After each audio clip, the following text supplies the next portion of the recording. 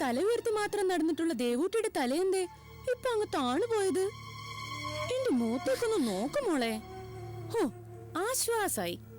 ഇങ്ങനെ തല കുമ്പിട്ടിരിക്കുന്ന സാഹിത്യകാരിയെ കാണാൻ ഞാൻ എത്ര കൊതിച്ചതാണെന്നറിയോ? ദേ എല്ലാരും ഒന്ന് നോക്കിയേ, നമ്മുടെ ദേവയാനിയാ, പ്രൊഫസർ കങ്കാരുവിന്റെ മോള്. പഠിത്തത്തിനിടയിൽ ഇങ്ങനൊരു സ്വയം തൊഴിൽ കണ്ടുപിടിച്ചത് ഏതായാലും നന്നായി. അതുകൊണ്ട് പണത്തിനായി കങ്കാരുവിന്റെ മുന്നിൽ കൈനീട്ടേണ്ടി വരില്ലല്ലോ. ആഹാ, നോക്കി നോക്കി ഇത്രയൊക്കെ ആയിട്ടും നോട്ടത്തിന് എന്തൊരു ശൗര്യം.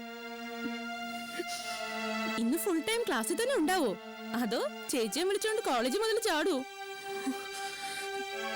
അച്ഛന്റെ കുടക്കീഴിൽ മക്കള് പോകുന്നത് കണ്ട ലോകത്ത് വേറെ അച്ഛനും മക്കളും ഇല്ലാന്ന് തോന്നും.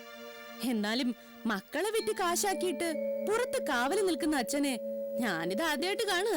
നിർത്തടി, സാമൂഹ്യ ദ്രോഹിയായി നിന്റെ അച്ഛൻ പണവും സ്വാധീനം ഉപയോഗിച്ച് ഞങ്ങളെ ട്രാപ്പിലാക്കിയിട്ട് എന്റെ അച്ഛനെ പറയുന്നു. എന്റെ ഡാഡി ട്രാപ്പിലാക്കി പോലും എന്റെ ഡാഡിക്ക് വേറെ ഒരുപാട് പണിയുണ്ട്. എന്റെ ഡാഡി ഇത്ര ചീപ്പായിട്ടൊന്നും ചിന്തിക്കില്ല. ചിന്തിക്കില്ലെന്ന് സ്വന്തം മനസാക്ഷിയോട് തന്നെ ചോദിച്ചു നോക്ക്. അയാൾ ഇതല്ല, ഇതിനപ്പുറം ചെയ്യും. കാരണം ദൈവം അയാളെ ജനിപ്പിച്ചത് തന്നെ മനസ്സ് നിറയെ ദുഷ്ടത്തരമായിട്ടാ. ദേ, കണ്ണി കണ്ടവന്റെയൊക്കെ കൂടെ പോയി വൃത്തിയിടലൊക്കെ കാട്ടിക്കൂട്ടിയിട്ട് ക്ലാസ്സിൽ കിടന്ന് കുറച്ചാ നിന്നെ ഒന്ന് നേരെ ചെവ്വേ ക്ലാസ്സിൽ ഇരിക്കാൻ അനുവദിക്കില്ലടി. കേസിൽ നിന്ന് രക്ഷപ്പെട്ടു എന്ന് കരുതി നീ ഒന്നും പരിശുദ്ധകളായിന്ന് വിചാരിക്കണ്ട. തെറ്റ് ചെയ്തിട്ട് കോളേജിൽ വന്നതും പോരാ, കിടന്ന് ചാടിക്കൊള്ളുക. നീയൊക്കെ ക്യാമ്പസിലോട്ട് ഇറങ്ങിയ മുഖത്ത് കാറ് തുപ്പും. കാണോ നിനക്ക്? നീ ഒന്നോർത്തോ, ഈ വിജയം താൽക്കാലികമാ. ഞാനും എന്റെ കുടുംബം അനുഭവിച്ച വേദനയ്ക്കും കണ്ണീരിനും തിരിച്ചടി കിട്ടാതിരിക്കില്ല. തെറ്റ് ചെയ്യാതെ ശിക്ഷ അനുഭവിക്കുമ്പോഴുള്ള വേദന അതെന്താണെന്ന് എന്നായാലും നീ അറിയും. നോക്കിക്കോ.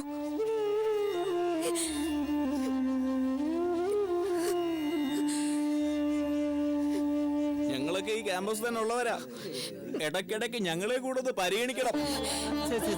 എന്താ ഇത് മോശം? ശിവപുരം ബംഗ്ലാവിൽ പോയപ്പോൾ തന്റെയൊക്കെ ഇപ്പൊ എവിടെ പോയി? ചേച്ചിക്കാണോ അനിയത്തിക്കാണോ റേറ്റ് കൂടുതൽ? അത് അനിയത്തിക്കാവാനേ വഴിയുള്ളൂ. എന്താ ഇവിടെ വെറുതെ ചെറുതേക്ക് ഒന്നുകൂടെ കാണാനാ സാറേ. നോക്ക്, നിങ്ങളെപ്പോലെ ഈ കോളേജിൽ ഒരു സ്റ്റുഡന്റ് അല്ലേ കല്യാണിയും. നാളെ നിങ്ങളെ പെങ്ങന്മാർക്കാണ് ഈ ഗതിയോട് വന്നതെങ്കിൽ കൊത്തിയരിഞ്ഞ് കടലിത്തല്ലേ ഞങ്ങള്. രഞ്ജിത്ത്, വെറുതെ വാക്ക് തർക്കത്തിന് നിൽക്കണ്ട. ക്ലാസ് തുടങ്ങാൻ സമയമായി. നിങ്ങൾ നിങ്ങളുടെ ക്ലാസ്സിൽ പോയേ.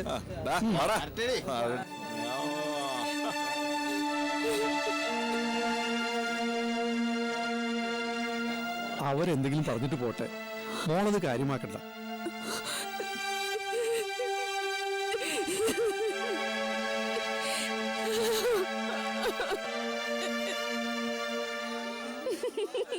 എങ്ങനെ, നിനക്ക് ഇഷ്ടപ്പെട്ടോ?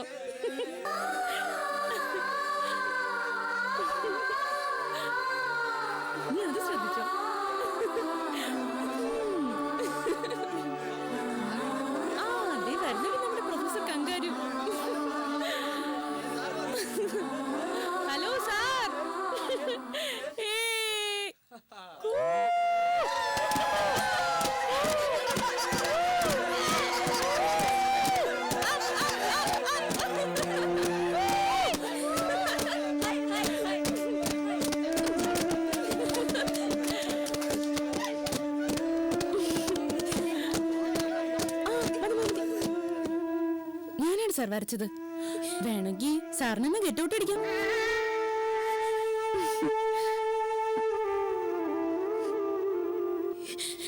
എന്താ സാർ, എന്നെ പുറത്താക്കുന്നില്ലേ? പ്രൊഫസറൊന്നും മിണ്ടുന്നില്ല. എനിക്ക് എന്റെ കുട്ടികളെ ഫേസ് ചെയ്യാൻ പറ്റില്ല മാഷേ. സാറ് വന്നു. അയ്യോടി കങ്കാരു പോണു.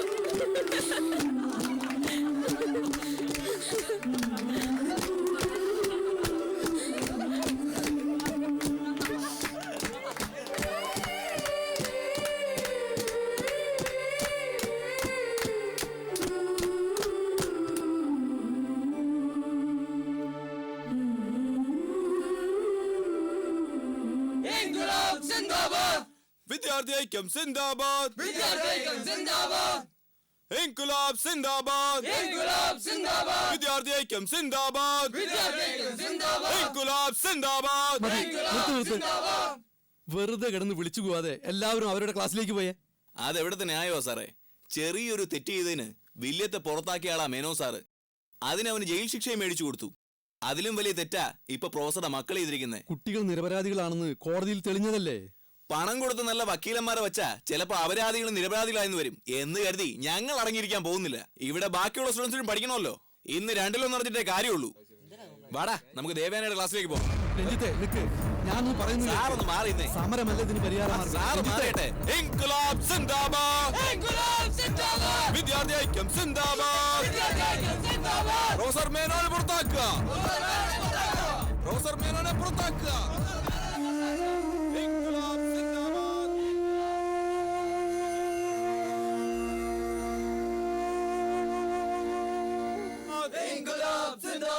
വിദ്യാർത്ഥി ഐക്യം സിന്ദാബാദ്. പ്രൊഫസറെ മക്കളെ പുറത്താക്കുക, പ്രൊഫസറെ മക്കളെ പുറത്താക്കുക.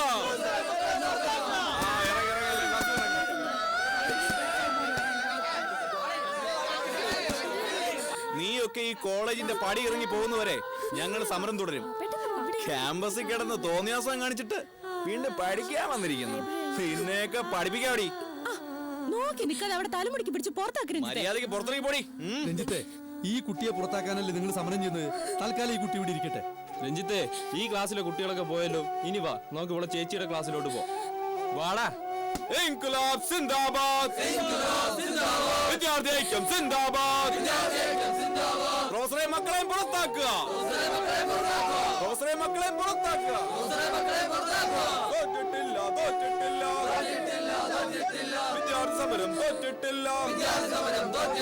പ്രൊഫസറെ മക്കളെ പുറത്താക്കുക.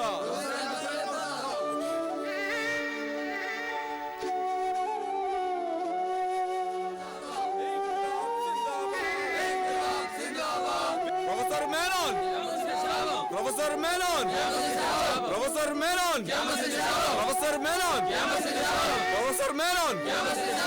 രാജിവെക്കൂ, പുറത്തു പോകൂ.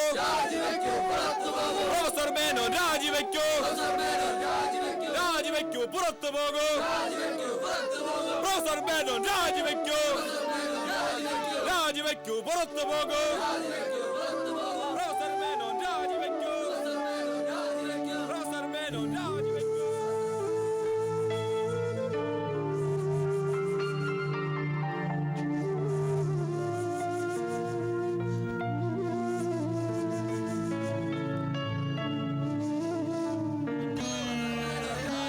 രാജിവെക്കൂ, പുറത്തു പോകൂ.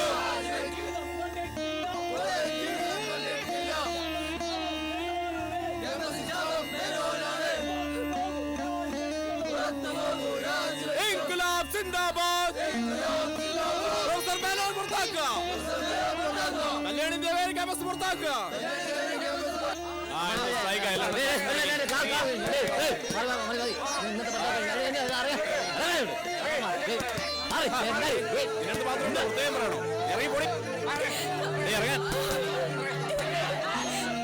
ഇൻകുലാബ് സിന്ദാബാദ്, ഇൻകുലാബ് സിന്ദാബാദ്.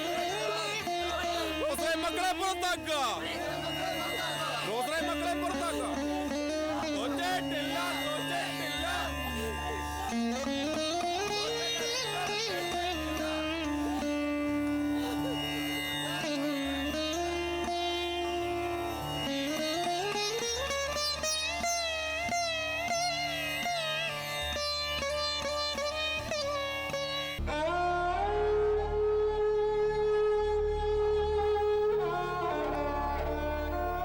Morning sir.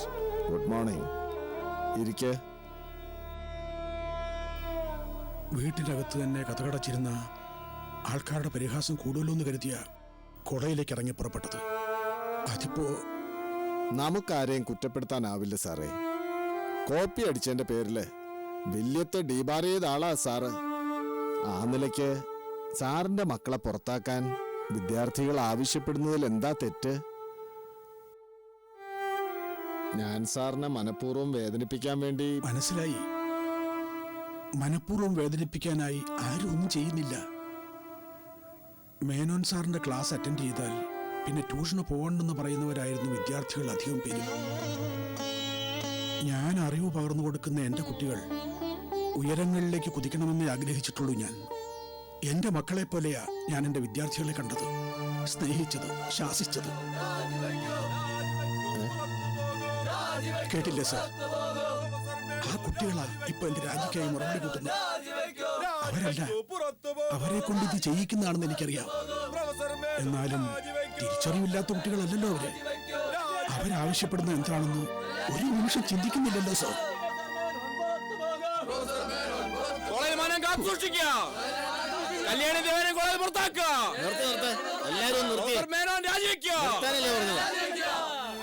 നിങ്ങളെല്ലാരും ഒന്ന് പോണം.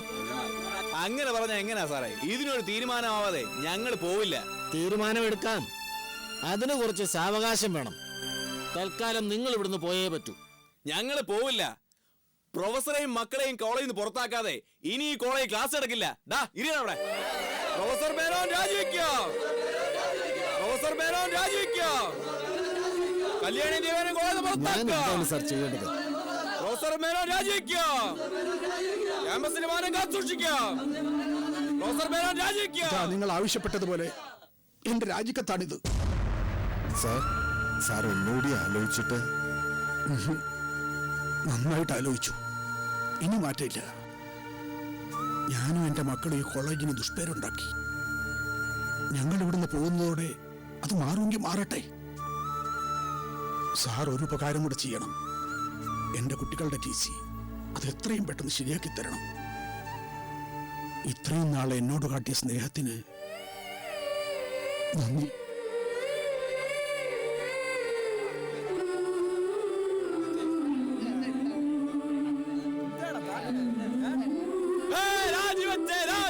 പ്രൊഫസർ മേനോൻ രാജിവെച്ചേ. പ്രൊഫസർ മേനോൻ രാജിവെച്ചേ. തോറ്റിട്ടില്ല വിദ്യാർത്ഥി സമരം. തോറ്റിട്ടില്ല.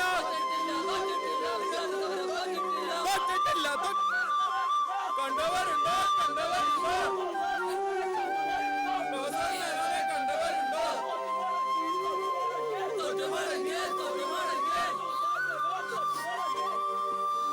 രാജിവെച്ചേ പ്രൊഫസർ മേനോൻ രാജിവെച്ചേ. തോറ്റിട്ടില്ല വിദ്യാർത്ഥി സമരം. തോറ്റിട്ടില്ല വിദ്യാർത്ഥി സമരം. തോറ്റിട്ടില്ല. Go back, കല്യാണി ദേവന് go back. കല്യാണി ദേവന് go back. വിജയിച്ചേ വിദ്യാർത്ഥി സമരം. വിജയിച്ചേ വിദ്യാർത്ഥി സമരം. വിജയിച്ചേ.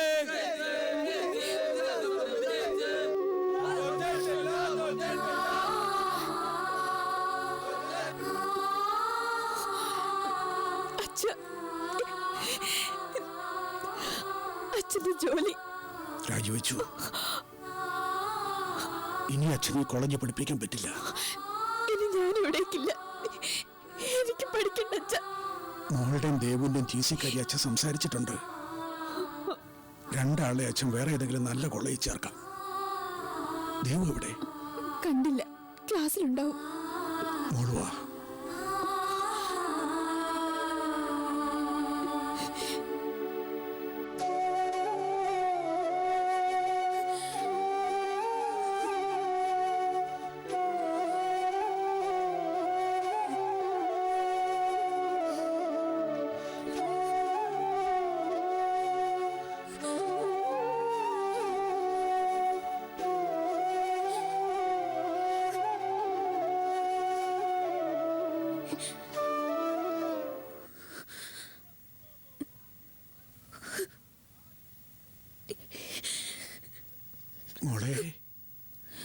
നമുക്ക് പോവാം. വേണ്ടച്ച, സഹിക്കാവുന്നതിനപ്പുറം സഹിച്ചു കഴിഞ്ഞു. ഇതിൽ കൂടുതൽ ഇനി എന്തുണ്ടാവാനാ? എന്ത് കാരണത്താല നമ്മൾ ഈ ക്യാമ്പസിന് പുറത്തു പോണോന്ന് ഇവര് വാശി പിടിക്കുന്നത്? അച്ഛനും അതറിയില്ല. കോടതി കുറ്റവിമുക്തരാക്കിയാലും വിശേഷമില്ല മോളെ. കള്ളനും കൊലപാതകയ്ക്കും വരെ സമൂഹം മാന്യത നൽകും. പക്ഷേ ഇങ്ങനെ ട്രാപ്പിൽ ചെന്ന് പെട്ടാൽ ഇത്തരം സാഹചര്യത്തില് ഒഴുക്കിനെതിരെ നീന്തിയാലേ രക്ഷയുള്ളൂ. ഇവിടെ നമ്മൾ തോറ്റുപോയ പിന്നെ ഒരിക്കലും ഈ ക്യാമ്പസിലേക്ക് നമുക്ക് മടങ്ങി വരാൻ കഴിയില്ല. വേണ്ട, ഇനി ഇവിടേക്ക് വരണ്ട. അച്ഛാ, രാജിക്കത്ത് കൊടുത്തു കഴിഞ്ഞു. നിങ്ങളുടെ TC ആവശ്യപ്പെട്ടിട്ടുണ്ട്. ഈ ക്യാമ്പസിലെ നമ്മുടെ അവസാന ദിവസം എന്ന്. തർക്കിക്കാനോ ചോദ്യങ്ങൾക്ക് ഉത്തരം തരാനോ അച്ഛന് വയ്യ മോളെ. അച്ഛന്റെ വേദന നമുക്ക് മനസ്സിലാവുമെങ്കിൽ അച്ഛനൊപ്പം വാ.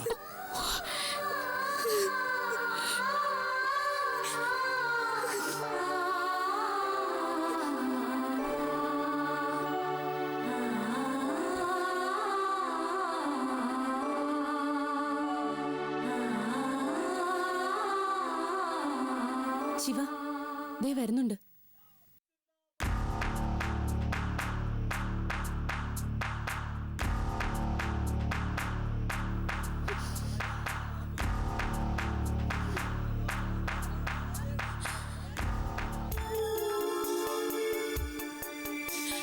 വേണ്ട, ശല്യം ചെയ്യണ്ട. ഞങ്ങൾ പോവുക. ഇനി ഇവിടേക്ക് വരില്ല. ഞങ്ങൾ ശല്യം ചെയ്യാൻ വന്നതല്ല. സാറും കുട്ടികളും ക്യാമ്പസിൽ നിന്ന് പോകരുതെന്ന് പറയാൻ വന്നതാ. ഞങ്ങൾക്കറിയാം എന്താ സംഭവിച്ചതെന്ന്. അലക്സാണ്ടർ പേട്ടയുടെ ഒത്താശയോടെ ആ ശിവൻ ഇതൊക്കെ കാട്ടിക്കൂട്ടിയത്. ശിവനെ ഞങ്ങൾ ബഹുമാനിച്ചിരുന്നു.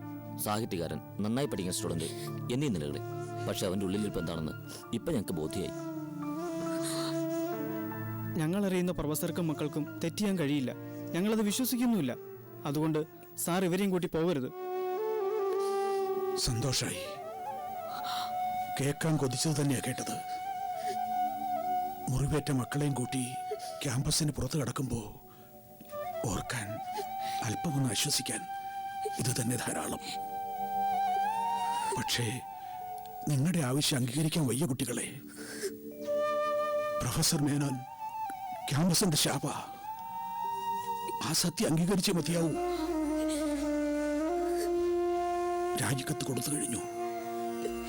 ഇനി മറിച്ച് ചിന്തിക്കുന്നത് ശരിയല്ല. എന്നെ കാണണമെന്ന് തോന്നുമ്പോ, എന്റെ ഉപദേശം സ്വീകരിക്കണമെന്ന് തോന്നുമ്പോ നിങ്ങൾക്ക് വരാം. നിങ്ങൾക്ക് വേണ്ടി മാറ്റിവെച്ച ജീവിതം ഇത്. നിങ്ങളാ എന്റെ സ്വത്ത്. നന്നായിട്ട് പഠിക്ക്. എന്നിട്ട് കലാലയത്തിന്റെ അന്തസ്സ് കാത്തു സൂക്ഷിക്ക്.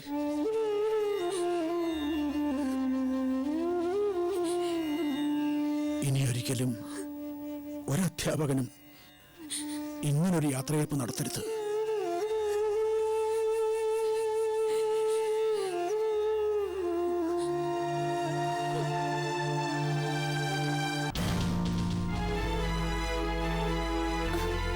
ശിവനെ ഒളിച്ചു നിൽക്കുന്ന ഇങ്ങോട്ട് വന്നേ. കങ്കാരിന്റെയും കുഞ്ഞുങ്ങളുടെ യാത്രയപ്പ് കാണണ്ടേ?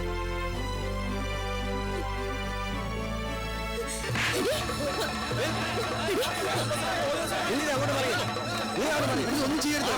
എന്റെ മോളെ ഒന്നും ചെയ്യരുത്.